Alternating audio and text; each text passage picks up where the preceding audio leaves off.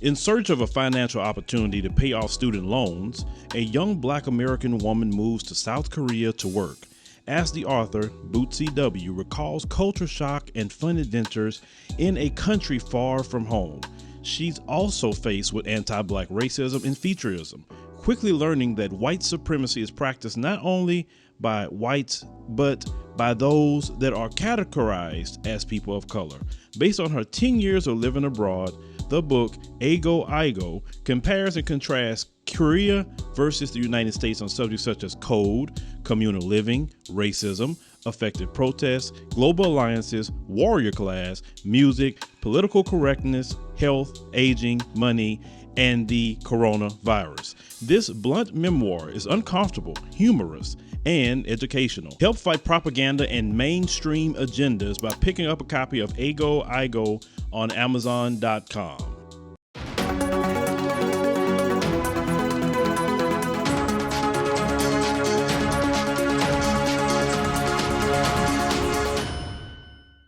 Hey fam, welcome back to the African Diaspora News channel. I am Wongel Zelalem bringing you the story.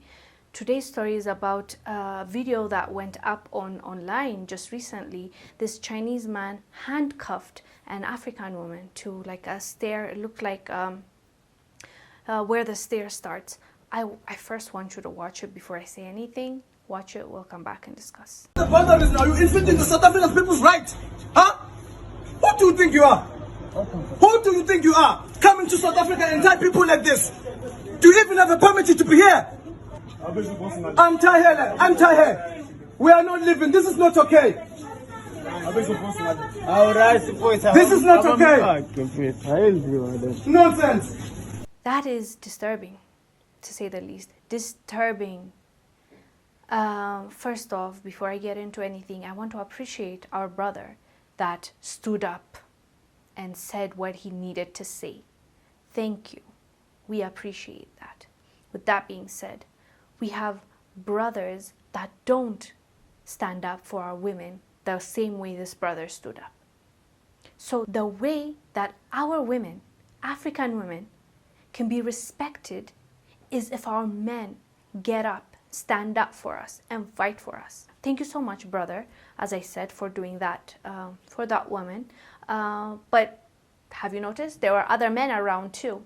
Why is that the only guy that caught feelings? Why did he feel like he needed to defend that woman? I don't want this to be a judgment on our men, because they are going through a lot. Even them, they're afraid that, you know, these people are going to take away my job, or it's psychological. Like if you put them in a ring, that Chinese man versus one of our brothers, let's just make it clear. It's not even going to be a fair fight, okay? So we just now have to help our brothers and sisters. Now, I'm talking about this because, you know, the victim was a woman. We need to unpack what happened psychologically.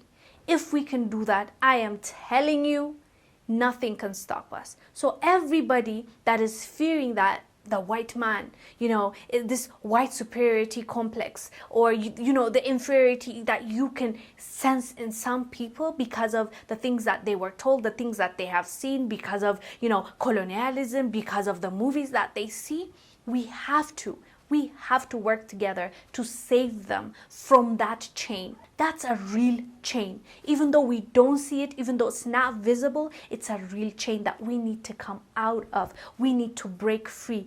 Once we break free, I am telling you, we can do anything that we please and no one is going to check us. So my thing is, before I get to this weird man that even walks with handcuffs, I want to talk about why we are here. The psychological warfare, the chain that we have in our minds that we cannot say things, we have to respect them even though they don't respect us. Like, it has to be mutual. Respect is earned. So it's not bad. Like, we have a society, we're living in a society where respect is number one, and that's something that we are really proud of, to respect people, to be kind to people. That is all great, but it has to be mutual and it has to be earned. So if someone is treating your woman like that and handcuffing her, if you're bowing down to him and you want to give respect, how does that make sense? Like, it does not make sense. I don't understand it. So we need to demand for these things. We need to be the one to ask for what is right. Otherwise, nobody's going to give it to us. So with that being said, let's come to this Chinese man, which is a weirdo, who walks with handcuffs anyways. And who does that? Who does that to a woman? It doesn't matter if she's not, your race. Why would you do that? Why in the world would you feel comfortable to do that in her own freaking country?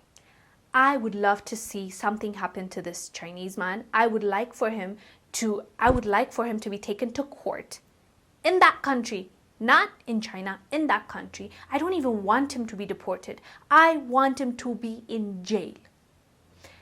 I've noticed, which is a good thing, that the courts are deporting Chinese people when they're, acting up. That's good. Deportation is good too. But I feel like they also need, the same way they did something wrong in that country, they need to face the justice system in that country before being deported. That's just my opinion. Anyways, guys, do let us know down below what your thoughts are about this Chinese man, the brother that defended the lady, and our sister. I'm Wongel Zelalem, bringing you the story. I will see you on the next one. Bye.